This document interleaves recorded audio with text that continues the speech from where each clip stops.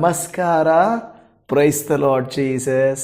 ಎಲ್ಲ ನನ್ನ ಪ್ರೀತಿಯ ದೇವಜನರೇ, ನನ್ನ ಪ್ರಿಯ ಸಹೋದರಿ ಸಹೋದರರೇ, ದೇವಭಕ್ತರೇ, ಸ್ನೇಹಿತರೇ, ಯೇಸುವನ್ನು ಪ್ರೀತಿ ಮಾಡಿ ದೇವರ ವಾಕ್ಯಗಳ ಮೇಲೆ ನಂಬಿಕೆ ಇಟ್ಟು ಪ್ರತಿ ಘಟ್ಟದಲ್ಲಿ ಪ್ರತಿ ಪರಿಸ್ಥಿತಿಯಲ್ಲಿ ನನ್ನ ಕರ್ತನ ವಾಕ್ಯವೇ ನನಗೆ ಆಧಾರ, ಆತನ ನುಡಿಯು ನನ್ನನ್ನು ಚೈತನ್ಯಗೊಳಿಸುತ್ತದೆ, ಆತನ ನುಡಿಯು ನನ್ನ ಪರಿಸ್ಥಿತಿಗೆ ಸರಿಯಾಗಿ ಮಾತನಾಡುತ್ತದೆ ಎಂದು ದೇವರ ವಾಕ್ಯವನ್ನು ಕೇಳಲಿಕ್ಕೆ ಪ್ರತಿನಿತ್ಯ ಬರುವಂಥ ನಿಮ್ಮನ್ನು, ನಿಮ್ಮ ಕುಟುಂಬಗಳನ್ನು ಆ ದೇವಾದಿದೇವನು ಕರ್ತಾದಿ ಕರ್ತನು ಆಶೀರ್ವದಿಸಲಿ, ಸಮಾಧಾನದಿಂದ ತುಂಬಲಿ.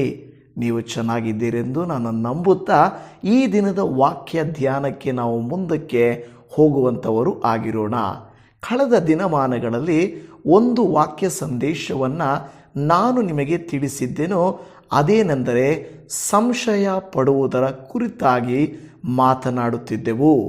ಇವತ್ತು ಕೂಡ ದೇವರು ನಿಜವಾಗಿಯೂ ಎಷ್ಟೋ ಕುಟುಂಬಕ್ಕೂ ವೈಯಕ್ತಿಕ ಜೀವಿತಕ್ಕೂ ವಾಕ್ಯಗಳ ಮೂಲಕವಾಗಿ ಸಲಹೆಗಳನ್ನು ಕೊಡುವಂಥದ್ದನ್ನು ನೀವು ಕೇಳಿಸಿಕೊಳ್ಳುತ್ತೀರಿ.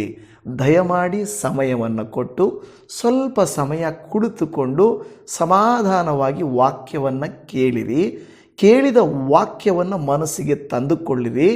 ಅದರ ಆಳವಾದ ಅರ್ಥವನ್ನು ತಿಳಿದುಕೊಂಡು ಇದು ನಿಮಗೆ ಒಂದು ವೇಳೆ ಸರಿ ಎನಿಸಿದರೆ ಅದರಂತೆ ನಡೆದುಕೊಳ್ಳಿರಿ ಎಂದು ನಾನು ನಿಮ್ಮನ್ನು ಕೇಳಿಕೊಳ್ಳುತ್ತೇನೆ. ಕಳೆದ ಸಾರಿ ನಾನು ಹೇಳಿದ್ದೆ, ಅನುಮಾನವೇ ಮಹಾಭೂತ. ನೀವು ನೆನಪಿಟ್ಟುಕೊಂಡಿರ್ತೀರಾ. ಸಂಶಯಾತ್ಮ ವಿನಶ್ಯಾತಿ ಅಂತ ಹೇಳ್ತು, ವಿನಶ್ಯತಿ ಅಂತೇಳಿ. ಏನಂದರೆ ಸಂಶಯಾತ್ಮ ವಿನಶ್ಯತಿ, ಯಾವಾಗ ಸಂಶಯವು ಬರುತ್ತದೆ ಅದು ವಿನಾಶನಕ್ಕೆ ಕಾರಣ ಎಂಬುದನ್ನು, ಮನಸ್ಸಿಗೆ ಹೆದರಿದೆ ಮಾರಿಗೆ ಹೆದರಿದಂತೆ ಅಂತ ಮಾತುಗಳನ್ನು ನಾನು ನಿಮಗೆ ತಿಳಿಸಿಕೊಟ್ಟು, ಅನುಮಾನದ ಕುರಿತಾಗಿ ಅದು ಅವಮಾನದ ಕುರಿತಾಗಿ ಒಂದು ವೇಳೆ ಸಂದೇಹ ಪಡುವಂಥವರು ಏನನ್ನೂ ದೇವರಿಂದ ಹೊಂದಿಕೊಳ್ಳುವುದಿಲ್ಲ ಅಂತ, ಎಲ್ಲಿಂದ ಈ ಸಂಶಯ ಬರುತ್ತದೆ, ಆದಿಯಲ್ಲಿ ಸರ್ಪ ಅವಳಲ್ಲಿ ಸಂಶಯ ಹುಟ್ಟಿಸಿದ ಆ ಸಮಯದಿಂದ ಹಿಡಿದು ಬೈಬಲಲ್ಲಿ ಅನೇಕ ಕಡೆಗಳಲ್ಲಿ ಸಂಶಯದ ಕುರಿತಾಗಿ ಮಾತನಾಡುತ್ತಾ ಹೋಗಿರುವುದನ್ನು ನಾನು ನಿಮಗೆ ತಿಳಿಸಿದ್ದೇನೆ. ಆದರೆ ಅದರ ಎರಡನೆಯ ಭಾಗ ಬಹಳ ಆಶೀರ್ವಾದಕರವಾಗಿರುವ ಮಾತುಗಳನ್ನು ನಾನು ಸಿದ್ಧಪಡಿಸಿದ್ದೇನೆ. ದೇವರಾತ್ಮನು ನಿಮ್ಮೊಟ್ಟಿಗೆ ಮಾತನಾಡಲಿ. ಬನ್ನಿ, ಹಾಗಾದರೆ ಈ ದಿನದ ಮುಖ್ಯವಾದಂಥ ದೇವರ ವಾಕ್ಯವನ್ನು ನಾವು ಓದಿಕೊಳ್ಳೋಣ. ಮಾರ್ಕನು ಬರೆದ ಸುವಾರ್ತೆ 9ನೇ ಅಧ್ಯಾಯ 24ನೆಯ ವಚನ. ನಂಬುತ್ತೇನೆ, ನನಗೆ ನಂಬಿಕೆ ಕಡಿಮೆಯಾಗಿದ್ದರೂ ಸಹಾಯ ಮಾಡು ಎಂದು ಕೂಗಿ ಹೇಳಿದನು. ಹಾಲೆಲೂಯ. ದೇವಜನವೇ, ನಂಬಿಕೆ ಕಡಿಮೆಯಾಗುವುದು ಎಂಬುದರ ಅರ್ಥ ಸಂಶಯ ಅಷ್ಟೇ, ಇನ್ನೇನು ಇಲ್ಲ. ಯಾವಾಗ ನಾವು ಒಂದು ವ್ಯಕ್ತಿಯನ್ನು ನಂಬುವುದಿಲ್ಲವೋ, ದೇವರನ್ನು ನಂಬುವುದಿಲ್ಲವೋ, ದೇವರ ಕೃತ್ಯಗಳನ್ನು ನಂಬುವುದಿಲ್ಲವೋ, ಸೃಷ್ಟಿಯನ್ನು ನಂಬುವುದಿಲ್ಲವೋ, ಅದರರ್ಥ ನಮಗೆ ಸಂಶಯ ಬರುತ್ತಿದೆ ಎಂಬುದು ಅರ್ಥವಾಗಿದೆ. ಇಲ್ಲಿ ಭಕ್ತನು ದೇವರ ಬಳಿಯಲ್ಲಿ, ಅಪ್ಪ ನಾನು ನಂಬ್ತಾ ಇದ್ದೀನಿ, ನನಗೆ ನಂಬಿಕೆ ಇದೆ, ಒಂದು ವೇಳೆ ನನಗೆ ನಂಬಿಕೆ ಕಡಿಮೆಯಾಗಿದ್ದರೂ ನನಗೆ ಸಹಾಯ ಮಾಡು ಎಂದು ಹೇಳಿ ಇಲ್ಲಿ ಮಾರ್ಕ 9:24 ನಾವು ನೋಡುತ್ತಾ ಇದ್ದೇವೆ. ದೇವಜನವೇ, ನಿಮ್ಮೆಲ್ಲರಿಗೂ ಮನವಿ ಮಾಡಿ ಹೇಳುವುದೇನೆಂದರೆ, ಅಪನಂಬಿಕೆ ಯಾಕೋಬ ಪತ್ರಿಕೆಯಲ್ಲಿ ಹೇಳಿದ ಹಾಗೆ ಸಂಶಯ ಪಡುವವನು ಏನನ್ನೂ ಹೊಂದಿಕೊಳ್ಳುವುದಿಲ್ಲ. ಗಾಳಿ ಬಡ್ಕೊಂಡು ಹೋಗುವ ಹಾಗೆ ಅವನು ಅತ್ತಿತ್ತ ಏನು ಮಾಡ್ತಾ ಇರ್ತಾನೆ, ಸುತ್ತಾಡ್ತಾ ಇರ್ತಾನೆ. ಅದು ಯಾವತ್ತಿಗೂ ಅವನು ಆಶೀರ್ವಾದ ಹೊಂದುವುದಿಲ್ಲ, ಸಮುದ್ರದ ತೆರೆಯಂತೆ ಅಲಿಯುತ್ತಿರುವನು ಎಂದು ಹೇಳುತ್ತಾ ಇದೆ. ಇವತ್ತು ಕೆಲವು ಕಾರ್ಯಗಳನ್ನು ನಾನು ಹೇಳುವುದಕ್ಕಿಂತ ಮುಂಚೆ ಇವತ್ತಿನ ನಮ್ಮ ಪ್ರಯಾಣಕ್ಕಾಗಿ ನೀವು ಪ್ರಾರ್ಥಿಸಬೇಕು. ಪುಣೆಗೆ ಪ್ರಯಾಣ ಮಾಡಬೇಕು ಮಧ್ಯಾಹ್ನದ ಮೇಲೆ ಅಂತ ಆಲೋಚನೆ ಮಾಡಿದೆವು. ಪುಣೆ, ಮಹಾರಾಷ್ಟ್ರ, ಕರಾವಳಿ ಪ್ರದೇಶ, ಉಡುಪಿ ಆ ಕಡೆ ಎಲ್ಲ ತುಂಬ ಮಳೆಗಳು ಜಾಸ್ತಿ ಆಗ್ತಾ ಇದೆ. ಪುಣೆಯಲ್ಲಿ ಕೂಡ ಮಳೆ ಇದೆ. ಆದರೆ ದಯಮಾಡಿ ಪ್ರಾರ್ಥನೆ ಮಾಡಿ, ನಾಳೆ ಇರುವಂಥ ಪ್ರಾರ್ಥನಾ ಕೂಟ 12 ಗಂಟೆಗೆ ಜೀಸಸ್ ಕಾಲ್ಸ್ ಪ್ರೇಯರ್ ಟವರಲ್ಲಿ ಪುಣೆಯಲ್ಲಿರುತ್ತೆ. ನಂತರ ಕೆಲವು ವಿಸಿಟಿಂಗ್ಸ್ ಎಲ್ಲ ಇದೆ. ಭಾನುವಾರ ಮತ್ತೆ ಇನ್ನೊಂದು ಸಭೆಯಲ್ಲಿ ನನಗೆ ಪ್ರಸಂಗ ಮಾಡಲಿಕ್ಕೆ ಅವಕಾಶವನ್ನು ಕಲ್ಪಿಸಿ ಮಾಡಿಕೊಡಲಾಗಿದೆ. ಅದಕ್ಕಾಗಿ ನೀವು ಪ್ರಾರ್ಥನೆ ಮಾಡಿ. ನಮ್ಮ ಪ್ರಯಾಣಕ್ಕಾಗಿ ಅಲ್ಲಿ ಪುಣೆ ಸುತ್ತಮುತ್ತ ಯಾರಾದರೂ ಅಕ್ಕಪಕ್ಕ ನೀವಿದ್ದರೆ, ವಾಕ್ಯ ನೋಡುವವರಿದ್ದರೆ ದಯಮಾಡಿ ನಮಗೆ ಕಾಂಟ್ಯಾಕ್ಟ್ ಮಾಡಿ. ನಾವು ಪ್ರಾರ್ಥನೆಯಲ್ಲಿ ಸೇರೋಣ. ಕನ್ನಡದ ಜನತೆ ಎಲ್ಲೇ ಇದ್ದರೂ ಕೂಡ ಅವನ್ನು ನೋಡುವುದು ನನಗೆ ಸಂತೋಷ. ದೇವರು ಕೊಟ್ಟ ಅವಕಾಶಕ್ಕಾಗಿ ನಾನು ದೇವರಿಗೆ ಸ್ತೋತ್ರ ಮಾಡುತ್ತೇನೆ. ಸೊ ಒಂದು 4 ದಿನ ಹೆಚ್ಚು ಕಾಲ್ಸು ಪ್ರೇಯರ್ ರೂಮ್ ನಂಬರ್ಗೆ ಕಾಲ್ ಮಾಡಿ. ನನ್ನ ನಂಬರು ಅಷ್ಟು ಅವೈಲೇಬಲ್ ಇರದೇ ಇರಬಹುದು. ನೀವು ಮಾಡಿದ್ರೆ ಎಮರ್ಜೆನ್ಸಿ ಇದ್ದರೆ ನಾನು ಖಂಡಿತ ಅಟೆಂಡ್ ಮಾಡ್ತೇನೆ. ಓಕೆನಾ? ಓಕೆ ದೇವಜನವೇ, ಈಗ ನಾವು ಈ ವಾಕ್ಯ ಭಾಗವನ್ನು ನಾವು ಮುಂದುವರಿಸಲಿಕ್ಕೆ ಹೋಗೋಣ. ಇಲ್ಲಿ ಹೇಳುತ್ತಿರುವಂಥ ಮಾತು, ಈ ಒಂದು ಸಂಶಯ ಹುಟ್ಟಿಸುವಂಥದ್ದು ಸೈತಾನನ ಕೃತ್ಯ, ನಂಬಿಕೆಯನ್ನು ಹುಟ್ಟಿಸುವುದು ದೇವರ ಕೃತ್ಯ. ಅನೇಕ ಸಾರಿ ಸೈತಾನನು ಮನುಷ್ಯರ ಮಧ್ಯೆ ಸಂಶಯಗಳನ್ನು ಹುಟ್ಟಿಸಿ ಸಂಬಂಧಗಳನ್ನು ಹಾಳು ಮಾಡಿ ತನ್ನದೇ ಆದಂಥ ಶೈಲಿಯಲ್ಲಿ ಲೋಕವನ್ನು ಹಾಳು ಮಾಡುತ್ತಾರೆ. ನೋಡಿ, ಸಂಬಂಧಗಳ ಮಧ್ಯೆ, ಅತ್ತೆ ಸೊಸೆಯ ಮಧ್ಯೆ, ತಂದೆ ತಾಯಿ ಮಕ್ಕಳ ಮಧ್ಯೆ, ಗಂಡ ಹೆಂಡತಿಯ ಮಧ್ಯೆ, ಸ್ನೇಹಿತರ ಮಧ್ಯೆ, ಒಡ ಹುಟ್ಟಿದವರ ಮಧ್ಯೆ ಒಳ್ಳೆಯ ನಂಬಿಕೆ ಇರುತ್ತದೆ. ಆದರೆ ಏನು ಮಾಡ್ತಾರೆ ಗೊತ್ತಾ? ಸೈತಾನನು ಸಂಶಯವೆಂಬ ಬೀಜವನ್ನು ಬಿತ್ತಿ ಅವರನ್ನು, ಕುಟುಂಬಗಳನ್ನು ಹಾಳು ಮಾಡಿ ಅವರ ಮಧ್ಯೆ ಸಂಬಂಧಗಳನ್ನು ಹಾಳು ಮಾಡುವುದನ್ನು ನಾವು ನೋಡುತ್ತಾ ಇರ್ತೇವೆ. ಸೊ ಸಂಶಯ ಖಂಡಿತವಾಗಿ ನಮ್ಮನ್ನು ಅಸ್ವಸ್ಥಗೊಳಿಸುತ್ತದೆ, ನಮ್ಮನ್ನು ಬಾಧೆಪಡಿಸುತ್ತದೆ ಎಂಬುದಾಗೆಲ್ಲ ನಾನು ನಿಮ್ಮೊಟ್ಟಿಗೆ ಮಾತನಾಡಿದ್ದೇನೆ. ಕೆಲವು ವಿಚಾರಗಳನ್ನು ನಾನು ಹೇಳಲಿಕ್ಕೆ ಹೋಗ್ತೇನೆ. ಸಂಶಯ ಹುಟ್ಟುವಾಗ ಏನು ನಡೆಯುತ್ತೆ, ಗಂಡ ಹೆಂಡತಿಯರ ಮಧ್ಯೆ ಆಗಿರ್ಬೋದು, ಯಾವುದೇ ಸಂಬಂಧಗಳ ಮಧ್ಯೆ ಸಂಶಯ ಹುಟ್ಟಿದಾಗ ಏನು ನಡೆಯುತ್ತೆ? ಮೊದಲು ಮಾತುಕತೆ ಕಡಿಮೆ ಆಗುತ್ತದೆ. ಯಾರಾದರೂ ನಿಮ್ಮ ಮಧ್ಯೆ ಸಂಶಯ ಬಂದಿದೆ ಅಂದರೆ ಮೊದಲು ಗುಣ ಏನು ಗೊತ್ತಾಗುತ್ತಂದರೆ ಮಾತುಕತೆ ಕಡಿಮೆ ಆಗೋಗುತ್ತದೆ. ನಿಮಗೆಲ್ಲ ಗೊತ್ತಿದೆ, ಏಸಾವ ಮತ್ತು ಯಾಕೋಬ ಅಣ್ಣ ತಮ್ಮಂದಿರು ಒಳ್ಳೆ ರೀತಿಯಲ್ಲಿದ್ದವರು, ಆದರೆ ಅವರ ಮಧ್ಯೆ ಮಾತುಕತೆ ಕಡಿಮೆ ಆಗೋಗುತ್ತೆ. ಹನ್ನಳು ಪೆನ್ನಿನ್ನಳು, ಅವಳ ಮಧ್ಯೆ ಮಾತುಕತೆ ಕಡಿಮೆ ಆಗೋಗುತ್ತೆ. ಅತ್ತೆ ಸೊಸೆಯರ ಮಧ್ಯದಲ್ಲಿ ಮಾತುಕತೆ ಕಡಿಮೆ ಆಗೋಗುತ್ತೆ. ಕಾರಣ, ಯಾರೋ ಮೂರನೇ ವ್ಯಕ್ತಿ ಇಲ್ಲ ಸಲ್ಲದ್ದನ್ನು ಹೇಳಿಕೊಟ್ಟಿರ್ತಾರೆ. ನಿನ್ನ ಗಂಡ ಹೀಗೆ, ನಿನ್ನ ಹೆಂಡತಿ ಹೀಗೆ, ಅವ್ರು ಹೀಗೆ, ಇವರು ಹೀಗೆ ಅಂತ ಹೇಳುವಾಗ ಅನೇಕ ಕುಟುಂಬಗಳಲ್ಲಿ ಮಾತುಕತೆ ಮೊದಲು ಕಡಿಮೆ ಆಗ್ತದೆ. ಯಾವಾಗ ಮಾತುಕತೆ ಕಡಿಮೆ ಆಗ್ತದೋ ಆವಾಗ ಸಂಶಯ ಜಾಸ್ತಿ ಆಗುತ್ತೆ. ಇಲ್ಲವೇ ಸಂಶಯ ಬಂದಾಗ ಮಾತುಕತೆ ಕಡಿಮೆ ಆಗ್ತದೆ. ಎರಡನೇದು, ಪ್ರೀತಿ ಕಡಿಮೆ ಆಗುತ್ತೆ. ಮೊದಲು ಎಷ್ಟೋ ಪ್ರೀತಿ ಅಕ್ಕರೆ ಇರುವಂಥದ್ದು ದಿಢೀರ್ನೆ ನೋಡಿದ್ರೆ ಪ್ರೀತಿ ಕಡಿಮೆ ಆಗೋಗುತ್ತೆ. ಅವರೇನು ಮಾಡುತ್ತೆ, ಆ ಸ್ಥಳದಲ್ಲಿ ಅನುಮಾನಕ್ಕೆ ಪ್ರಾರಂಭ ಆಗ್ತದೆ. ಪ್ರೀತಿ ಮಾಡೋರನ್ನ ನಮ್ಮ ಮನೆಯೊಳಗೂ ಬಿಟ್ಕೊಳ್ತೀವಿ, ಎಲ್ಲಿ ಬೇಕಾದರೂ ಬಿಟ್ಕೊಳ್ತೀವಿ. ಆದರೆ ಅನುಮಾನ ಬಂದಾಗ ನಾವು ಅವರನ್ನೇನು ಮಾಡ್ತೀವಿ ಅಂದರೆ ಖಂಡಿತವಾಗಿ ಸಂದೇಹ ಪಡುವುದನ್ನು ಪ್ರಾರಂಭಿಸ್ತೇವೆ. ನಂತರ ಏನಾಗುತ್ತದೆ, ಮಕ್ಕಳು ಇದರಿಂದ ನೋವನ್ನು ಅನುಭವಿಸ್ತಾರೆ. ಮನೆಯಲ್ಲಿ ನಿರಂತರ ಕಿರಿಕಿರಿ, ಜಗಳ ಆಗುವಂಥದ್ದು, ಪದೇ ಪದೇ ಮನಸ್ಸುಗಳ ಮೇಲೆ ಗಾಯ ಆಗುವಂಥದ್ದು, ಇದು ಏನೋ ಒಂದು ಮನಸ್ಸಲ್ಲಿ ಇಟ್ಟುಕೊಂಡಿರುವುದರಿಂದಲೇ ಅವರು ಆ ಥರ ಚುಚ್ಚಿ ಮಾತಾಡ್ತಾರೆ, ಜಗಳ ಮಾಡ್ತಾರೆ, ಸಂದೇಹ ಪಡ್ತಾರೆ, ಇದೆಲ್ಲ ಮಾಡ್ತಾ ಇರ್ತಾರೆ. ದೇವಜನವೇ, ಪ್ರಾರ್ಥನಾ ಜೀವಿತ ದುರ್ಬಲವಾಗುತ್ತದೆ. ಪ್ರಾರ್ಥನಾ ಜೀವಿತ ಏನಾಗುತ್ತೆ ಅಂದರೆ ನಿಧಾನವಾಗಿ ಎಲ್ಲಿ ಸಂದೇಹ ಬರುತ್ತದೋ, ಎಲ್ಲಿ ಅನುಮಾನ ಬರುತ್ತದೋ ಅಲ್ಲಿ ಪ್ರಾರ್ಥನಾ ಜೀವಿತ ಅನ್ನೋದು ಖಂಡಿತ ಕ್ಷೀಣಿಸುತ್ತಾ ಹೋಗುತ್ತದೆ. ದೇವರ ಮೇಲೆ ನಮಗೆ ದೇವರು ನನಗೆ ಕೊಟ್ಟೇ ಕೊಡ್ತಾನೆ, ಆತನು ಉತ್ತರಿಸ್ತಾನೆ ಅಂದಾಗ ನಾವೇನು ಮಾಡ್ತೀವಿ, ನಮ್ಮ ಪ್ರಾರ್ಥನಾ ಜೀವಿತ ಹೆಚ್ಚಾಗ್ತಾ ಇರುತ್ತೆ. ಇಲ್ಲ, ದೇವರು ಮಾಡ್ತಾನೆ, ಇದನ್ನು ಮಾಡಿದ್ರು ಮತ್ತೆ ಅದನ್ನು ಮಾಡ್ತೀನಿ ಕೊಡ್ತಾರೆ, ಇನ್ನೊಂದು ಮಾಡ್ತೀನಿ ಕೊಡ್ತಾರೆ ಅಂತ ನಮ್ಮ ಪ್ರಾರ್ಥನಾ ಜೀವಿತ ಜಾಸ್ತಿ ಆಗುತ್ತೆ. ದೇವರಿಂದ ಯಾವಾಗ ನಮಗೆ ಉತ್ತರ ಬರಲ್ಲ, ಸಿಗ್ತಾ ಇಲ್ಲ, ಕೊಡ್ತಾ ಇಲ್ಲ ಅನಿಸುತ್ತದೋ ನಮ್ಮ ಸಂಶಯ ಜಾಸ್ತಿ ಆಗೋಗುತ್ತೆ. ಇದೇ ದೇವರು ಕೊಟ್ಟಿಲ್ಲ ಅದು ಕೊಡ್ತಾರಾ, ಇವತ್ತು ದೇವರು ಕೊಟ್ಟಿಲ್ಲ ನಾಳೆ ಕೊಡ್ತಾರಾ, ಇದೇ ದೇವ್ರ ಕೈಲಾಗಲಿಲ್ಲ ಅದಾಗುತ್ತಾ, ಈ ಥರದ ಒಂದು ಸಂಶಯಗಳನ್ನು ಸೈತಾನನು ಮನುಷ್ಯರಾದಂಥ ನಮ್ಮ ಹೃದಯಗಳಲ್ಲಿ ಹುಟ್ಟಿಸುತ್ತಾನೆ. ಹೌದಲ್ವ? ನಿಜನಾ ಇಲ್ವ? ಇದು ಸುಳ್ಳ? ನಾನು ಹೇಳ್ತಾ ಇರುವಂಥದ್ದು ಸುಳ್ಳಲ್ಲ. ನಾವು ಆರೋಗ್ಯ ಕ್ಷೀಣಿಸಿದಾಗ ಇನ್ನೂ ಆರೋಗ್ಯ ಸರಿಯಾಗಲ್ಲ ಎಂಬ ಸಂಶಯ ಕೊಡ್ತಾನೆ. ಆದಾಯ ಸಿಗದೇ ಇದ್ದಾಗ ಇನ್ನಷ್ಟೇ ಇದು ನಡೆಯಲ್ಲ ಅನ್ನುವಂಥ ಸಂಶಯ ಕೊಡ್ತಾನೆ. ಎಲ್ಲಾದರೂ ಕೆಲಸಗಳಲ್ಲಿ ತೊಂದರೆ ಇದ್ದರೆ ಇಲ್ಲ, ಆ ವ್ಯಕ್ತಿ ಬದಲಾಗಲ್ಲ ಅನ್ನುವಂಥ ಸಂಶಯ ಕೊಡ್ತಾನೆ. ಮನೆಗಳಲ್ಲಿ ವ್ಯಕ್ತಿಗಳ ಮಧ್ಯೆ ಜಗಳ ಮನಸ್ತಾಪ ಇದ್ದರೆ ಇಲ್ಲ, ಇದು ಸರಿಯಾಗಲ್ಲ, ಬೇಡವೇ ಬೇಡ, ಬಿಟ್ಬಿಡೋಣ ಅನ್ನುವಂಥ ಪರಿಸ್ಥಿತಿಗೆ ಬರುತ್ತದೆ. ಸಂಶಯವು ಅದಕ್ಕೆ ಹೇಳಿದ ಹಾಗೆ ನನ್ನ ಪ್ರಾರಂಭದಲ್ಲಿ ಏನಂದರೆ ಸಂಶಯಾತ್ಮ ವಿನಶತಿ ಅಂತ ಹೇಳಿದ ಹಾಗೆ ಸಂಶಯದ ಆತ್ಮ ವಿನಾಶನಕ್ಕೆ ಕಾರಣ ಎಂಬುದು ಬಹಳ ಮುಖ್ಯ. ಹಾಗಾದರೆ ಒಂದು ವೇಳೆ ಸಂಶಯ ಬರದೇ ಇರಬೇಕಾದ್ರೆ ನಾವು ಏನು ಮಾಡಬೇಕು, ಅದನ್ನು ನಾವು ಇವತ್ತು ದೇವರ ವಾಕ್ಯದಲ್ಲಿ ಸ್ವಲ್ಪ ಕೂಡ ಧ್ಯಾನ ಮಾಡ್ಕೊಳ್ಳೋಕ್ಕೆ ಹೋಗೋಣ.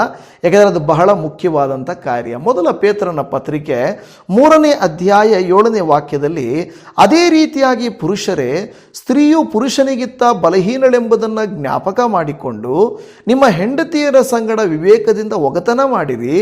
ಅವರು ಜೀವವರಕ್ಕೆ ನಿಮ್ಮೊಂದಿಗೆ ಬಾಧ್ಯರಾಗಿದ್ದಾರೆಂದು ತಿಳಿದು ಅವರಿಗೆ ಮಾನವನ್ನು ಸಲ್ಲಿಸಿರಿ. ಹೀಗೆ ನಡೆದರೆ ನಿಮ್ಮ ಪ್ರಾರ್ಥನೆಗಳಿಗೆ ಅಡ್ಡಿ ಇರುವುದಿಲ್ಲ. ನೋಡಿ, ಏನಾಗುತ್ತಂದರೆ ಸಂಶಯ ಬಂದರೆ ಪ್ರಾರ್ಥನೆಗಳಿಗೆ ಅಡ್ಡಿ ಆಗೋಗುತ್ತೆ. ನಮ್ಮ ಪ್ರಾರ್ಥನೆಗಳು ಬಲವಾಗಿ ಇರೋದಿಲ್ಲ, ಪ್ರಾರ್ಥಿಸಲಿಕ್ಕೆ ಆಗುವುದಿಲ್ಲ, ಪ್ರಾರ್ಥನೆಗೆ ಉತ್ತರ ಸಿಗುತ್ತೆ ಎನ್ನುವ ನಂಬಿಕೆಯೂ ನಮಗೆ ಬರೋದಿಲ್ಲ. ಅದಕ್ಕೆ ನಾವೇನು ಮಾಡಬೇಕಾದ್ರೆ ಮೊದಲು ಅವರೊಟ್ಟಿಗೆ ಏನು ಮಾಡಬೇಕು, ಸಂಧಾನ ಮಾಡಬೇಕು, ಕ್ಷಮೆ ಕೇಳಬೇಕು, ಒಂದಾಗಬೇಕಿಲ್ಲ ಅಂದರೆ ಪ್ರಾರ್ಥನಾ ಜೀವಿತ ಹಾಳಾಗ್ತದೆ.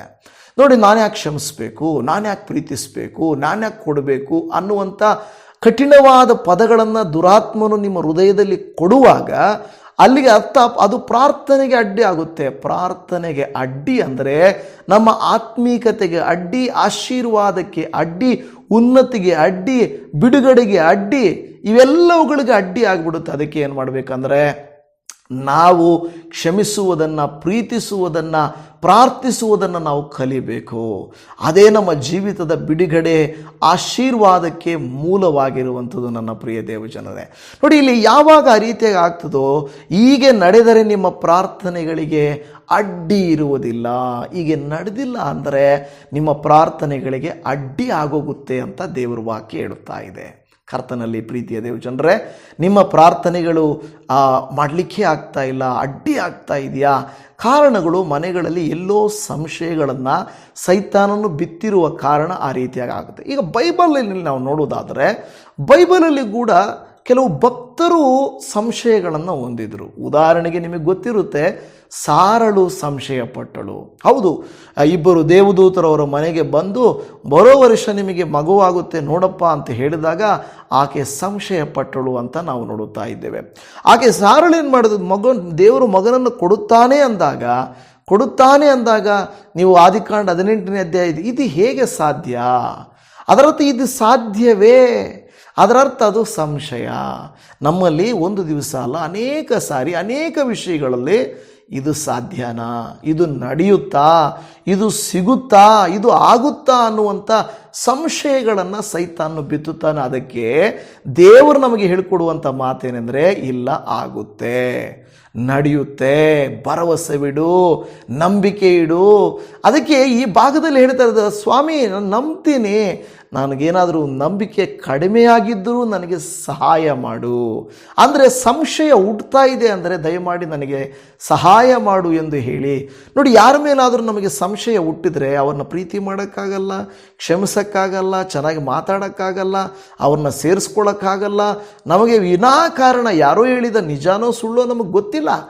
ಆದರೆ ಒಂದು ಸಂಶಯ ಎಂಬ ಬೀಜ ಏನಂತ ಹೇಳ್ತಾ, ಅನುಮಾನ ಎಂಬುದು ಖಂಡಿತ ದೊಡ್ಡ ಪೆನುಭೂತ ಅಂತ ಹೇಳ್ತಾರೆ, ಭಯಂಕರ ಭೂತದ ರೀತಿಯಲ್ಲಿ ಅಂತ ನಾನು ಹೇಳ್ತಾ ಇದ್ದೇನೆ. ಇಲ್ಲಿ ಒಂದು ಸಾರಳು ಆ ರೀತಿಯಾಗಿ ಮಾಡಿದ್ರು. ಎರಡನೇದು, ತೋಮನು, ಯೇಸು ಸ್ವಾಮಿ ಶಿಷ್ಯನಾಗಿರುವಂಥ ತೋಮನು ಕೂಡ ನಾನು ನೋಡದಿದ್ದರೆ ನಂಬುವುದಿಲ್ಲ ಎಂದು ಹೇಳಿದನು. ನಾನು ನೋಡಿದ್ರೇ ನಂಬೋದು, ನೋಡದಿದ್ದರೆ ನಾನು ನಂಬಲ್ಲ. ಇವತ್ತು ಎಷ್ಟೋ ಜನ ದೇವಜನರು, ಎಷ್ಟೋ ಜನ ಭಕ್ತರು ಏನು ಹೇಳ್ತಾರೆ ಅಂದರೆ, ನಾನು ಒಂದು ಚಿತ್ರವನ್ನು, ಒಂದು ಫೋಟೋವನ್ನು, ಒಂದು ರೀತಿಯನ್ನು ನಾನು ನೋಡಿದ್ರೆ ನಾನು ನಂಬ್ತೀನಿ. ಅದು ಅಲ್ಲ. ಯೇಸು ಸ್ವಾಮಿ ಹೇಳಿದರು, ಸಂಶಯ ಪಡಬೇಡ್ರಿ, ನಂಬುವುದರಿಂದ ನಿಮಗೆ ಆಶೀರ್ವಾದ ಉಂಟಾಗುತ್ತದೆ. ನೋಡಿ ನಂಬಿದವರಿಗಿಂತ ನೋಡದೇ ನಂಬಿದವರು ಧನ್ಯರು. ಅಂದರೆ ಸರ್ವಸೃಷ್ಟಿಕರ್ತನ ಮೇಲೆ, ರಕ್ಷಕನಾದ ಯೇಸುವಿನ ಮೇಲೆ, ಆತನ ಮಾಡಿದ ಕೃತ್ಯಗಳ ಮೇಲೆ ಭರವಸೆ ಇಡುವುದು ನಮಗೆ ಬಲವನ್ನು ತರುವಂಥದ್ದು ಆಗಿದೆ. ತೋಮನು ಕೂಡ ನಾನು ನೋಡದಿದ್ದರೆ ನಂಬುವುದಿಲ್ಲ ಎಂದು ಹೇಳಿದರು. ಆದರೂ ದೇವರು ಸಂಶಯ ಬಂದ ಆಕೆಯನ್ನು, ಸಾರಳನ್ನು ಆಶೀರ್ವದಿಸಿದನು, ತೋಮನನ್ನು ಕೂಡ ಪ್ರೀತಿಸಿದನು. ಸಣ್ಣ ಪುಟ್ಟ ಸಂಶಯ, ಒಂದು ವೇಳೆ ನಂಬಿಕೆ ಕಡಿಮೆ ಆಗುವಂಥ ಪರಿಸ್ಥಿತಿ ಬಂದರೆ ನೀವು ನಾನು ದೇವರ ಹತ್ರ ಕೇಳಬೇಕು, ದೇವರೇ ನನ್ನ ನಂಬಿಕೆಯನ್ನು ಹೆಚ್ಚಿಸಪ್ಪ. ಸಂಶಯ ಅಂದರೆ ನಂಬಿಕೆ ಕಡಿಮೆಯಾಗ್ತಾ ಇದೆ ಅಂದರೆ ಸಂಶಯ ಹುಟ್ಟುತ್ತಾ ಇದೆ ಅಂತ ಅರ್ಥ. ಹಾಗಾದರೆ ಇವತ್ತು ನಾವು ಮುಖ್ಯವಾಗಿ ಸಂಶಯಕ್ಕೆ ಪರಿಹಾರವೇನಪ್ಪ? ಈ ಸಂಶಯ ಹೋಗಬೇಕಾದ್ರೆ ನೋಡಿ, ಸಂಶಯ ಇದ್ದರೆ ಆಶೀರ್ವಾದ ಇಲ್ಲ.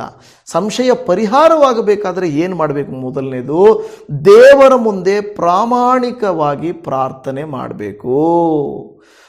ಸಂಶಯ ಬಂದಾಗ ಸಂಗಾತಿಯ ಮೇಲೆ ಆರೋಪಿಸುವುದು, ಸೈತಾನನ ಮೇಲೆ ಆರೋಪಿಸುವುದು, ಸಂಬಂಧಿಕಗಳ ಮೇಲೆ ಆರೋಪಿಸುವುದು, ಸ್ನೇಹಿತರ ಮೇಲೆ ಆರೋಪ ಮಾಡುವಂಥದ್ದು ಅಲ್ಲ, ದೇವರ ಮುಂದೆ ಹೋಗಬೇಕು. ಅರ್ಥ ಆಯ್ತಲ್ಲ? ಆರೋಪ ಮಾಡೋಕ್ಕೆ ಅನೇಕ ಕಾರಣಗಳಿರ್ತವೆ, ಎಲ್ಲ ಕಾರಣಗಳಾದರೆ ಮೊದಲು ದೇವರೇ ಇಲ್ಲಿ ಬಂದು ಈ ಭಕ್ತನು ಹೇಗೆ ಹೇಳ್ತಾನೆ, ನನಗೆ ನಂಬಿಕೆ ಕಡಿಮೆಯಾದರೆ ನನಗೆ ಸಹಾಯ ಮಾಡು ಅಂತ ಕೇಳಿದ ಹಾಗೆ ಹೆಂಡತಿ ಮೇಲೋ, ಗಂಡನ ಮೇಲೋ, ಮಕ್ಕಳ ಮೇಲೋ, ಸಭೆ ಮೇಲೋ, ಸೇವಕರ ಮೇಲೋ ಹಾಕೋದಲ್ಲ. ನಾವು ನೇರವಾಗಿ ದೇವರ ಹತ್ರ ಹೋಗಿ ಕೂತುಕೊಂಡು ಪ್ರಾರ್ಥಿಸಬೇಕು. ನೇರವಾಗಿ ಹೋಗಿ ಕೂತ್ಕೊಂಡು ಪ್ರಾರ್ಥಿಸಿದರೆ, ಈಗ ಹೇಗೆ ಈ ಭಕ್ತನು ಬಂದು ಅಪ್ಪ ನಾನು ನಂಬ್ತಾ ಇದ್ದೀನಪ್ಪ, ನನಗೆ ಸಹಾಯ ಮಾಡಪ್ಪ ಎಂದು ಹೇಳಿದ ಹಾಗೆ ನಾವು ದೇವರ ಮುಂದೆ ಹೋಗಿ ಅಪ್ಪ ನನಗೆ ಸಹಾಯ ಮಾಡಪ್ಪ ಅಂತ ನಾವು ಹೇಳಬೇಕು. ಎರಡನೇದಾಗಿ ಈ ಒಂದು ಸಂಶಯಕ್ಕೆ ಪರಿಹಾರ ಏನಪ್ಪ ಅಂತ ಹೇಳಿದರೆ, ಸಂಶಯಕ್ಕೆ ಪರಿಹಾರ ಸಂಭಾಷಣೆಯನ್ನು ಹೆಚ್ಚಿಸುವುದು. ಹೆಂಡತಿ ಹತ್ರ ಆಗಲಿ ಮಾತಾಡಬೇಕು, ಗಂಡನ ಹತ್ರ ಆದ್ರಾಗಲಿ ಮಾತಾಡಬೇಕು, ಮಕ್ಕಳ ಹತ್ರ ಆಗಲಿ ಮಾತಾಡಬೇಕು. ಯಾಕೆ? ಪ್ಲೀಸ್ ಹೇಳಿ, ಓಪನ್ ಅಪ್ ಆಗಿ ತಿಳಿಸ್ರಿ, ಏನಿದ್ರೂ ತಿಳಿಸ್ರಿ, ಅರ್ಥ ಮಾಡ್ಕೊಳ್ತೇವೆ, ಇನ್ನು ಮುಂದೆ ಸರಿಯಾಗಲಿಕ್ಕೆ ಪ್ರಯತ್ನ ಮಾಡ್ತೇವೆ. ಏನು ಅಂದ್ಕೊಂಡಿದ್ದೀರ ಮನಸ್ಸಲ್ಲಿ? ಈ ರೀತಿಯಾಗಿ ಅವರ ಹತ್ರ ಹೋಗಿ ನಾವು ಕೂತ್ಕೊಂಡು ಅವರ ಸಂಭಾಷಣೆಯನ್ನು ಹೆಚ್ಚಿಸಬೇಕು. ಯಾಕೆಂದರೆ ಮಾತಿನ ಕೊರತೆ ಸಂಶಯಕ್ಕೆ ಹೆಚ್ಚು ಮಾಡ್ತದೆ. ಬಹಳಷ್ಟು ಸಂಶಯಗಳು ಮಾತಿನ ಕೊರತೆಯಿಂದಲೇ. ಏನೋ ಆಕೆ ಮಾತಾಡ್ತಾ ಇಲ್ಲ ಅಂದರೆ ಏನೋ ಐತೆ ಅಲ್ವಾ? ಇಮ್ಮಿಡಿಯೇಟಾಗಿ ನಾನು ನೋಡಿದಾಗ ಹೋಗಿದ್ದಾಳಂದರೆ, ಮಾತಾಡಿಲ್ಲ ಅಂದರೆ ಹೋಗಿದ್ದಾಳಂದರೆ ಏನೂ ಐತೆ, ಅಲ್ಲೇ ಸಂಶಯ ಬಂದ್ಬಿಡುತ್ತೆ. ನನ್ನ ಹತ್ರ ಮಾತಾಡಲಿಲ್ವಲ್ಲ ಇವರು, ನನ್ನನ್ನು ಕೆಲವರು ಸುಮ್ಮನೆ ಏನೋ ಆಯ್ ಬಾಯ್ ಹೇಳಿದ್ರು ಅಷ್ಟೇ, ಏನೋ ಸರಿಯಾಗಿ ಮಾತಾಡಲಿಲ್ಲ, ಏನೋ ಐತೆ. ಕೆಲವರು ಹೇಳ್ತಾರಲ್ವಾ, ಬೆಂಕಿ ಕೆಂಡ ಇಲ್ದಿದ್ದು ಅಲ್ಲಿ ಹೊಗೆ ಆಡುತ್ತಾ, ಏನೋ ಇದೆ ಅಲ್ಲಿ. ಮನುಷ್ಯರ ಮನಸ್ಸುಗಳು ಹೆಂಗಂದರೆ ಹಾಗೆ ಬೂದಿ ಮುಚ್ಚಿದ ಕೆಂಡದ ಹಾಗೆ ಏನೋ ಇದೆ, ಅದೇ ಸಂಶಯ. ಏನೋ ಇದೆ, ಸಂಬಂಧಗಳನ್ನು ಕೆಡಿಸುವುದು. ಕೆಲವು ಸಾರಿ ದೇವರು ಉತ್ತರ ಕೊಟ್ಟಿಲ್ಲ ಅಂದರೂ ಹೀಗೇನೆ, ದೇವರು ಉತ್ತರ ಕೊಟ್ಟಿಲ್ಲ, ಸಂಶಯ ಬಂದ್ಬಿಡುತ್ತೆ. ಆಗುತ್ತಾ, ನಡೆಯುತ್ತಾ, ಹೌದಾ ಇಲ್ವಾ? ಇದು ಸತ್ಯನೇ ಇಲ್ವಾ? ನಿಜಾನೇ. ಅದಕ್ಕೆ ಯಾಕೋಬನ ಪತ್ರಿಕೆ 1ನೇ ಅಧ್ಯಾಯ 19ನೇ ವಾಕ್ಯದಲ್ಲಿ, ನನ್ನ ಪ್ರಿಯ ಸಹೋದರರೇ, ನೀವು ಬಲ್ಲವರು, ಆದರೆ ಪ್ರತಿಯೊಬ್ಬನು ಕಿವಿಗೊಡುವುದರಲ್ಲಿ ತೀವ್ರವಾಗಿಯೂ ಮಾತಾಡುವುದರಲ್ಲಿ ನಿಧಾನವಾಗಿಯೂ ಇರಲಿ, ಕೋಪಿಸುವುದರಲ್ಲಿಯೂ ಕೂಡ ನಿಧಾನವಿರಲಿ. ಅದರರ್ಥ ಜಾಸ್ತಿ ಮಾತಾಡಬೇಕಂತಲ್ಲ, ಸಮಯಾವಕಾಶ ಕೊಟ್ಟು ಸಮಯ ಕಳೆಯಬೇಕು. ಎಷ್ಟೋ ಜನರು ಆಫೀಸ್ಗೆ ಹೋಗ್ತಾರೆ, ಬಂದು ಮಲಗ್ತಾರೆ ತಿಂದು. ಮನೆಯವರ ಹತ್ರ ಮಾತಾಡೋಕ್ಕಿಲ್ಲ, ಮಕ್ಕಳ ಹತ್ರ ಸಮಯ ಕಳೆಯೋಕ್ಕಿಲ್ಲ ಅಲ್ವಾ? ಮನೆಯವರು ದಿನ ಎಲ್ಲ ಮನೆಯಲ್ಲೇ ಇರ್ತಾರೆ, ಆಚೆಯಿಂದ ಬಂದು ಸ್ವಲ್ಪ ಹೊತ್ತು ಮಾತಾಡ್ತಾರೇನೋ ಅಂತ ನೋಡಿದ್ರೆ ಇಲ್ಲ ಟಯರ್ಡ್ ಆಗಿಬಿಟ್ಟಿದೆ ಅಂತ ಹೋಗಿ ಮಲಗಿಬಿಡ್ತಾರೆ. ಅಂದರೆ ಮನೆಯಲ್ಲಿ ಏನಾಯಿತು, ಏನು ಕಷ್ಟ ಆಯಿತು, ಏನು ಕೊರತೆ ಇದೆ, ಹೇಗಿದೆ, ಒಂದು ವೇಳೆ ಪ್ರೆಷರ್ ಅವ್ರ ಹತ್ರ ಜಾಸ್ತಿ ಇರುವಾಗ, ಅವ್ರಿಗೂ ಆಯಾಸ ಆಗಿದೆ, ಅದರ ಒಂದೆರಡು ಮಾತು ಮಾತಾಡುವಾಗ ಏನೇ ಇರಲಿ ಹೊರಗಡೆ ಬರ್ತದೆ. ಆ ದಿನದ ಸಮಸ್ಯೆಗಳು ಆಗ ಹೊರಗಡೆ ಬರ್ತದೆ. ಇಲ್ಲ ಅಂದರೆ ನೆನ್ನೆ ಮಾತಾಡಿಲ್ಲ, ಮೊನ್ನೆ ವಾರ ಮಾತಾಡಿಲ್ಲ, ಹೋದ ತಿಂಗಳು ಹಂಗಾಯಿತು, 6 ತಿಂಗಳಿಂದ ಹಿಂಗಾಯಿತು, ಏನಿದಕ್ಕೆ, ಅದಕ್ಕೆ ಲಿಂಕ್ ಏನು, ಇದಕ್ಕೆ ಲಿಂಕ್ ಏನು, ಇದರಿಂದ ಅದೇನು, ಅದರಿಂದ ಇದೇನು, ಇವತ್ತೇನಾಯಿತು, ಎಷ್ಟು ಖರ್ಚಾಯಿತು, ಏನು ವ್ಯರ್ಥ ಆಯಿತು, ಎಲ್ಲ ಕ್ಯಾಲ್ಕುಲೇಷನ್ ಮಾಡಿ ಕೆಲವರಿಗೆ ದೊಡ್ಡ ಅನುಮಾನ. ಎಲ್ಲೋ ಹಣ ಪೋಲಾಗ್ತಾ ಇದೆ ಅಂದರೆ ಏನೋ ಬೇರೆ ಸಂಬಂಧ ಇದೆ, ಎಲ್ಲೋ ದುಡ್ಡು ಕೈಗೆ ಸರಿಯಾಗಿ ಬರ್ತಾ ಇಲ್ಲ ಅಂದರೆ ಏನೋ ಹಾಳು ಮಾಡ್ತಾ ಇದ್ದಾರೆ. ಹೀಗೆ ಸಂಶಯಗಳು ಬರ್ತದೆ. ಕುಟುಂಬದಲ್ಲಿ ಅವುಗಳಿಗೆ ಅವಕಾಶ ಕೊಡಬಾರದು, ಆತ್ಮೀಕ ವಿಷಯದಲ್ಲಿಯೂ ಆ ರೀತಿ ಅವಕಾಶ ಕೊಡಬಾರದು. ಸಭೆಗಳಲ್ಲಿ ಕೂಡ ಏನಾದರೂ ಇದ್ದರೆ ನೇರವಾಗಿ ಪಾಸ್ಟರನ್ನ ಕೇಳಬೇಕು. ಅಯ್ಯ ಈ ಥರ ನನಗೆ ಅನಿಸ್ತಾ ಇದೆ, ಇದಕ್ಕೆ ಕ್ಲಾರಿಟಿ ಕೊಡಿ, ಯಾಕೆ ಈ ಥರ ನಡೀತು, ಯಾಕೆ ಅವರು ಹಾಗೆ ಮಾಡ್ತಾ ಇದ್ದಾರೆ, ನನಗೆ ಸ್ವಲ್ಪ ಹೇಳ್ತೀರಾ ಅಂತ ನಾವು ಕೇಳುವಾಗ ಆ ಉತ್ತರಗಳು ಕೆಲವು ಸಾರಿ ಹೌದಾ, ಸಾರಿ ನಾನು ಅಪಾರ್ಥ ಮಾಡ್ಕೊಂಡು ಬಿಟ್ಟಿದ್ದೆ, ನನಗೇನೋ ಅನುಮಾನ ಬಂದುಬಿಟ್ಟಿತ್ತು ಅಂತ ಅಂದುಕೊಳ್ಳುತ್ತೇವೆ. ಅಂದರೆ ತುಂಬ ನಾವು ಹಳೆಯ ಚಿಂತೆಗಳನ್ನು ಒತ್ತುಕೊಂಡು ನಡೆಯುವುದಕ್ಕಿಂತ ಇರುವ ಕಾರ್ಯಗಳನ್ನು ಬಿಟ್ಟು ಮುಂದಕ್ಕೆ ಸಾಗಿ ಹೋಗುವುದು ಬಹಳ ಮುಖ್ಯ. ಕ್ಲಾರಿಟಿ ತಗೊಳ್ಳೋದು, ಇತ್ಯರ್ಥ ಮಾಡಿಕೊಳ್ಳುವುದು ಬಹಳ ಮುಖ್ಯ. ಅದನ್ನೇ ನಾವು ನಂಬೋದು ಅನ್ನೋದು. ಇಲ್ಲ, ನನಗೆ ಗೊತ್ತು, ಎಲ್ಲ ವಿಷಯಗಳನ್ನು ನಾವು ಮಾತಾಡ್ಕೊಳ್ತೀವಿ, ಆದ್ದರಿಂದ ನನಗೆ ಈ ವಿಷಯ ಗೊತ್ತು. ಯಾರೋ ಬಂದು ಹೇಳ್ತಾರೆ, ನಿಮಗೆ ಯಜಮಾನ ಗೊತ್ತಾ, ಅಲ್ಲಿ ಯಾರೋ ಥರ ನಿಂತ್ಕೊಂಡು ಮಾತಾಡ್ತಾ ಇದ್ದ ಅಂದರೂ ಸಾಕು. ಓಕೆ, ಗಂಡ ಮನೆಗೆ ಬಂದು ಹೇಳ್ತಾನೆ, ನಿನಗೆ ಗೊತ್ತಾ, ನಿನ್ನ ಫ್ರೆಂಡ್ ಇದ್ದಾರಲ್ಲ, ಅವರು ನಮ್ಮ ಓಲ್ಡ್ ಫ್ರೆಂಡು, ನಾವು ನಮ್ಮ ಸ್ಕೂಲಲ್ಲಿ ಅವ್ರು ಸಿಕ್ಕಿದ್ರು, ಮಾತಾಡಿದೆ ಅಂದ್ಬಿಟ್ರು ಅಂತ ತಿಳ್ಕೊಳ್ಳಿ. ಆವಾಗ ಬಂದುಬಿಟ್ಟು ಯಾರೋ ಒಬ್ಬರು ಬಂದು, ನಿಮಗೆ ಗಂಡ ಯಾವುದೋ ಹೆಂಗ್ಸ್ ಹತ್ರ ಮಾತಾಡ್ತಾ ಇದ್ದ ಅಂತ ಹೇಳಿದ್ರು ಅಂದ್ಕೊಳ್ಳಿ. ಆವಾಗ ಈಕೆ ಏನು ಮಾಡ್ತಾಳೆ, ನನಗೆ ಗೊತ್ತು, ನನ್ನ ಯಜಮಾನ್ರು ಹೇಳಿದ್ದಾರೆ ಅಂದ್ಬಿಡ್ತಾರೆ. ಹೌದಾ, ಸರಿ, ಟುಸ್ ಆಗೋಯ್ತದು. ಅದೇ ಏನೋ ಹೇಳಿಲ್ಲ, ಯಾರೋ ಸ್ತ್ರೀ. ಇವರು ಅವ್ರ ಹತ್ರ ಕೇಳಲ್ಲ, ಯಾರು ಅಂತ ಕೇಳೋಕ್ಕೆ ಧೈರ್ಯ ಇಲ್ಲ. ಯಾವುದೋ ಸ್ತ್ರೀ. ಇನ್ನೊಂದು ಸಾರಿ ಯಾರೋ ಬಂದು ಹೇಳ್ತಾರೆ, ನಿಮ್ಮ ಯಜಮಾನ್ರಲ್ಲಿ ಬಸ್ ಸ್ಟ್ಯಾಂಡ್ ಹತ್ರ ಯಾರೋ ಹೆಂಗ್ಸ್ ಜೊತೆ ಇದ್ರಲ್ಲ, ಮೊನ್ನೆ ಇಲ್ಲಿ ಮಾತಾಡಿದ್ರು, ಇವಾಗ ಅಲ್ಲಿ ಮಾತಾಡಿದ್ರು, ಇನ್ನು ನನಗೆ ಗೊತ್ತಿಲ್ಲದೆ ಎಲ್ಲೆಲ್ಲಿ ಮಾತಾಡಿದ್ರು ಅಂದರೆ ಆ ಥರ ಅನುಮಾನಗಳು ಬರ್ತದೆ. ಹೆಂಡತಿ ಬಗ್ಗೆನೂ ಅಷ್ಟೇ, ಮಕ್ಕಳ ಬಗ್ಗೆನೂ ಅಷ್ಟೇ ನಾನು ಹೇಳ್ತಾ ಇರೋದು. ಇನ್ನೇನೋ ಇರಬಹುದು. ಅದೇ ಮಾತಾಡಿದರೆ ಆ ಎಲ್ಲ ಅನುಮಾನಗಳು ಇರುವುದಿಲ್ಲ. ಇನ್ನೊಂದೇನೆಂದರೆ, ಸಂಶಯ ವಿಷಯದ ಹೇಗೆ ಪರಿಷ್ಕಾರ ಮಾಡಿಕೊಳ್ಳೋದು ಅಂದರೆ, ಏನು ಸಾಕ್ಷಿ ಇಲ್ಲದೆ ತೀರ್ಪು ಮಾಡಬಾರ್ದು.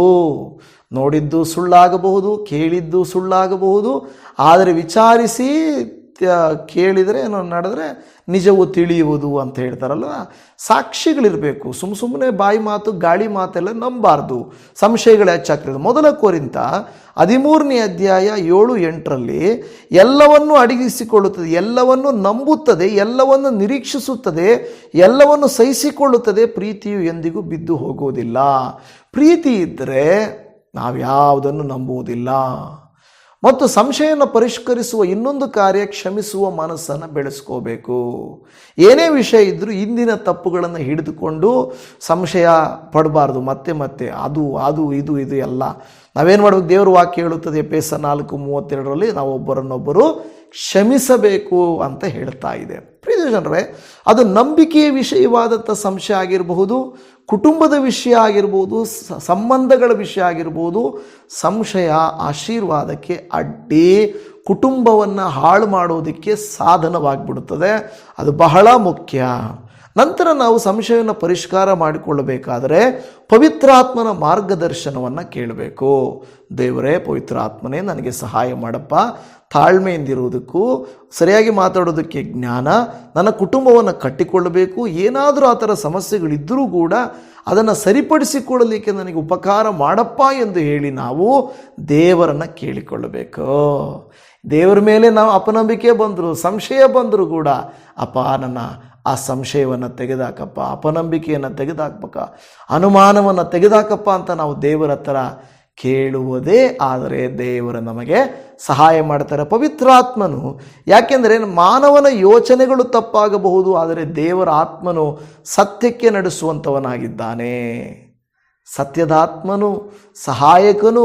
ಯೇಸು ಸ್ವಾಮಿ ಹೇಳಿದ್ದಾರೆ ಪವಿತ್ರಾತ್ಮನ ಕುರಿತಾಗಿ, ನಿಮಗೊಬ್ಬ ಸಹಾಯಕನನ್ನು ಕಳುಹಿಸುತ್ತೇನೆ, ಆತನು ನಿಮಗೆ ಎಲ್ಲ ವಿಷಯಗಳಲ್ಲಿ ಸಹಾಯ ಮಾಡ್ತಾರೆ. ಸಂಶಯ ಹೋಗಿಸುವುದಕ್ಕೂ ಕೂಡ ಸಹಾಯ ಮಾಡ್ತಾರೆ. ಆತ್ಮನಿಂದ ಅಪ್ಪ ನನಗೆ ಸಹಾಯ ಮಾಡಪ್ಪ. ಯಾಕೆಂದರೆ ಸಂಶಯ ಅನ್ನೋದೊಂದು ಕಿಡಿ ಥರ, ಒಂದು ಸಣ್ಣ ಬೆಂಕಿ ಥರ. ಅದನ್ನು ತಕ್ಷಣ ನಾವು ಆರಿಸದೆ ಹೋದರೆ ಅದೊಂದು ಕುಟುಂಬನೇ ಹಾಳು ಮಾಡ್ಬೋದು, ಸಂಬಂಧಗಳನ್ನೆಲ್ಲ ಸುಟ್ಟು ಹಾಕಬಹುದು, ಅಪಾರ್ಥಗಳನ್ನು ತಂದು ಮತ್ತೆ ಸರಿಪಡಿಸಿಕೊಳ್ಳಲಾಗದಷ್ಟು ಬೆಂಕಿ ಏನೋ ಕಾಡ್ಗಿಚ್ಚಿನ ರೀತಿಯಲ್ಲಿ ಆಗೋಗುತ್ತೆ. ಸಣ್ಣ ಸ್ಪಾರ್ಕ್, ಸಂಶಯವೆಂಬ ಸಣ್ಣ ಕಿಡಿ ಕಾಡ್ಗಿಚ್ಚಿನಂತೆ ಆಗ್ತದೆ. ನಂಬಿಕೆ ಇರುವ ಸ್ಥಳದಲ್ಲಿ ಶಾಂತಿ ಇರುತ್ತದೆ, ಪ್ರೀತಿ ಇರುವ ಸ್ಥಳದಲ್ಲಿ ಭದ್ರತೆ ಇರುತ್ತದೆ. ದೇವರಿರುವ ಸ್ಥಳದಲ್ಲಿ ಸಂಶಯಕ್ಕಾಗಲಿ, ಕತ್ತಲಿಗಾಗಲಿ, ಭಯಕ್ಕಾಗಲಿ ಅವಕಾಶವಿರುವುದಿಲ್ಲ. ಹೌದು ಪ್ರಿಯ ದೇವಜನ, ಅದಕ್ಕೆ ಹೇಳ್ತಾ ಇದೆ, ಸಂಶಯವು ಸಂಬಂಧವನ್ನು ದುರ್ಬಲಗೊಳಿಸುತ್ತದೆ, ಆದರೆ ಪ್ರೀತಿ, ಸತ್ಯ ಮತ್ತು ನಂಬಿಕೆ ಅದನ್ನು ಬಲಪಡಿಸುತ್ತದೆ. ಕೊಲೊಸ್ಸೆಯವರಿಗೆ ಬರೆದ ಪತ್ರಿಕೆಯಲ್ಲಿ 3ನೇ ಅಧ್ಯಾಯ 14 ಮತ್ತು 15ನೇ ವಾಕ್ಯದಲ್ಲಿ, ಇದೆಲ್ಲದರ ಮೇಲೆ ಪ್ರೀತಿಯನ್ನು ಧರಿಸಿಕೊಳ್ಳಿರಿ, ಅದು ಸಮಸ್ತವನ್ನು ಸಂಪೂರ್ಣ ಮಾಡುವ ಬಂಧವಾಗಿದೆ. ಕ್ರಿಸ್ತನಿಂದಾದ ಸಮಾಧಾನವು ನಿಮ್ಮ ಹೃದಯಗಳಲ್ಲಿ ಯಜಮಾನ ನಿಂತಿದ್ದು ತೀರ್ಪು ಹೇಳಲಿ. ನೋಡಿ, ಯಾವ ಸಮಸ್ಯೆಗೆ ಆದರೂ ಕೂಡ ಬೈಬಲ್ ತೋರಿಸುವ ಒಂದೇ ಒಂದು ಪರಿಷ್ಕಾರ, ಒಂದು ಪರಿಷ್ಕಾರದ ಮಾರ್ಗ ಪ್ರೀತಿ. ಪ್ರೀತಿಯ ಮುಂದೆ ಪ್ರವಾದನೆಗಳು ಕೂಡ ವೇಸ್ಟ್ ಆಗೋಗ್ತವೆ. ಪ್ರೀತಿಯ ಮುಂದೆ ಎಂಥ ಕೃತ್ಯಗಳು ಕೂಡ ವೇಸ್ಟ್ ಆಗೋಗ್ತವೆ. ಆದರೆ ಪ್ರೀತಿಯೇ ಪ್ರಧಾನ, ಪ್ರೀತಿಯೇ ಪ್ರಧಾನ. ದೇವರು ಇವತ್ತು ನಿಮಗೂ ನನಗೆ ಹೇಳುತ್ತಾ ಇದ್ದಾರೆ. ದೇವಜನವೇ, ನಿಮಗೂ ನನಗೆ ಹೇಳುವಂಥ ಮಾತು, ಪ್ರೀತಿಯಿಂದಿರಿ, ಸಂಶಯವು ಓಡುತ್ತದೆ. ನನ್ನ ಪ್ರಿಯ ದೇವಜನವೇ, ಯೇಸು ಸ್ವಾಮಿ ತೋಮನನ್ನು ನೋಡಿಬಿಟ್ಟು, ಓ ತೋಮ, ನೀನು ಸಂಶಯಪಟ್ಟೆ, ನೀನು ನನಗೆ ಯೋಗ್ಯನಲ್ಲಪ್ಪ, ನೀನು ಕ್ಯಾನ್ಸಲ್, ಯಾಕೆಂದರೆ ಸಂಶಯ ಪಟ್ಟಿದ್ದೀಯ, ನೀನು ನನಗೆ ಬೇಡ ಅಂತ ಹೇಳಲಿಲ್ಲ. ಬದಲಾಗಿ ತೋಮ, ನೋಡಿ ನಂಬದವನಾಗಿರಬೇಡ, ನಂಬುವವನಾಗಪ್ಪ ಅಂದನು. ಇವತ್ತು ದೇವರು ನಿಮಗೂ ನನಗೆ ಹೇಳ್ತಾ ಇದ್ದಾರೆ, ಮಗಳೇ, ಮಗನೇ, ನಂಬದವನಾಗಿರಬೇಡ, ನಂಬುವವನಾಗು. ಎಷ್ಟೋ ಜನರ ನಂಬಿಕೆಯನ್ನು ಕಳಕೊಳ್ತಾ ಇದ್ದಾರೆ. ಕಾರ್ಯಗಳು ನಡೆಯದೇ ಇರುವುದರಿಂದ, ಅದ್ಭುತಗಳು ಆಗದೇ ಇರುವುದರಿಂದ, ಆರೋಗ್ಯಗಳು ಸಿಗದೇ ಇರುವುದರಿಂದ, ದೇವರೆಲ್ಲಿದ್ದಾನೆ, ದೇವರು ಸಹಾಯ ಮಾಡಲ್ಲ, ದೇವರು ಉಪಕಾರ ಮಾಡಲ್ಲ ಅಂತ ಹೇಳಿ ದೇವರನ್ನೇ ಸಂಶಯ ಪಡುವಂಥ ಸ್ಥಿತಿಗೆ ಬರ್ತಾ ಇದ್ದಾರೆ. ಆದರೆ ನೀವು ನಾನು ಒಂದು ಮಾತು ಹೇಳೋಣ, ಯೇಸು ಸ್ವಾಮಿ ತೋಮನನ್ನು ಪ್ರೀತಿ ಮಾಡಿದರು, ತಳ್ಳಿಬಿಡಲಿಲ್ಲ. ಸಂಶಯಪಟ್ಟ ತೋಮನನ್ನು ಯೇಸು ಸ್ವಾಮಿ ತಳ್ಳಿಬಿಡದೆ ಅಂಗೀಕರಿಸಿಕೊಂಡನು. ಬದಲಾಗಿ ಅವನನ್ನು ಕಲಿಸಿದನು. ಏನಂತ? ನಂಬದವನಾಗಿರಬೇಡ, ನಂಬುವವನಾಗಿರು. ನೋಡಿ ನಂಬುವುದಲ್ಲ, ನೋಡದೇ ನಂಬಬೇಕು ತೋಮ. ಆ ತೋಮನೇ ನಮ್ಮ ಭಾರತ ದೇಶಕ್ಕೆ ಬಂದು ಸುವಾರ್ತೆಯನ್ನು ಸಾರಿದವನು ಆತನಾಗಿದ್ದಾನೆ. ನನ್ನ ಪ್ರಿಯ ದೇವಜನರೇ, ಇವತ್ತು ನೀವು ನಾನು ಕರ್ತನಲ್ಲಿ ಹೇಳೋಣ, ಅಪ್ಪ, ನನಗೆ ನಂಬಿಕೆ ಕಡಿಮೆ ಆಗಿದ್ದರೆ ದಯಮಾಡಿ ನನ್ನನ್ನು ಕರುಣಿಸಿ ನನ್ನ ನಂಬಿಕೆಯನ್ನು ಹೆಚ್ಚಿಸು. ಮನುಷ್ಯರ ಮೇಲೆ ನನಗೆ ನಂಬಿಕೆಯನ್ನು ಕೊಡಪ್ಪ, ನನ್ನ ಮೇಲೆ ನನಗೆ ನಂಬಿಕೆ ಕೊಡಪ್ಪ, ನಿನ್ನ ಕೃತ್ಯಗಳ ಮೇಲೆ ನಂಬಿಕೆ ಕೊಡು, ನನ್ನ ಪ್ರಾರ್ಥನೆಯ ಮೇಲೆ ನಂಬಿಕೆ ಕೊಡು. ನೀನು ಅದ್ಭುತ ಮಾಡಲಿಕ್ಕೆ ಶಕ್ತನಯ್ಯ, ನೀನು ಸಹಾಯ ಮಾಡಲಿಕ್ಕೆ ಶಕ್ತನಯ್ಯ ಎಂದು ಹೇಳಿ ನಾವು ದೇವರ ಸಮ್ಮುಖದಲ್ಲಿ ಕೇಳೋಣವ, ನಾವು ಪ್ರಾರ್ಥಿಸೋಣವ. ಅಪ್ಪ, ಈ ವಾಕ್ಯ ಹೇಳಿದ ಹಾಗೆ ಮಾರ್ಕನು ಬರೆದ ಸುವಾರ್ತೆಯಲ್ಲಿ 9:24 ಹೇಳಿದ ಹಾಗೆ ನನಗೆ ನಂಬಿಕೆ ಕಡಿಮೆಯಾಗಿದ್ದರೆ ಸಹಾಯ ಮಾಡು.